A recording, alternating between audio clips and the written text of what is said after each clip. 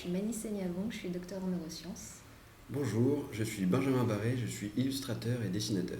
et nous sommes les auteurs des Neurocontes. Histoire de cerveau extraordinaire. Donc l'idée dans ce livre, c'était de raconter les histoires de patients célèbres grâce auxquels on a compris des choses importantes sur le cerveau. Mais afin que ce ne soit pas uniquement des connaissances qui vous sont recrachées, on a aussi pensé à illustrer et à prendre une deuxième voie qui permet de prendre ça d'un côté plus amusant.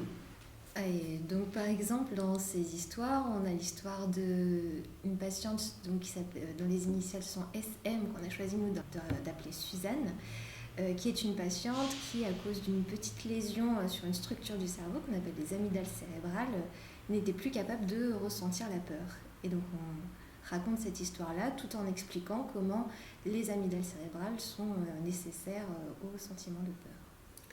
Par exemple, Suzanne se baladait dans la rue et elle s'est fait agresser au couteau derrière elle, mais elle s'est retournée, pas du tout en ayant peur, en lui disant non mais qu'est-ce que vous faites. Elle s'est retournée, elle était extrêmement en colère et elle a complètement chassé l'agresseur qui lui était extrêmement surpris. Des histoires que moi j'avais toujours trouvé fascinantes de voir comment chez des patients, des petites lésions cérébrales engendraient comme ça des comportements assez extraordinaires. Et moi j'ai toujours trouvé que ça ressemblait à des histoires qu'on raconte au coin du feu. Et donc là l'idée c'est de les reprendre un peu toutes dans un livre pour les partager avec tout le monde.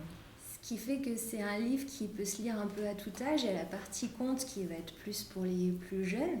Et puis après, on approfondit, on va dans des choses un petit peu plus pointues justement à la fin de l'histoire dans cette partie pour aller plus loin.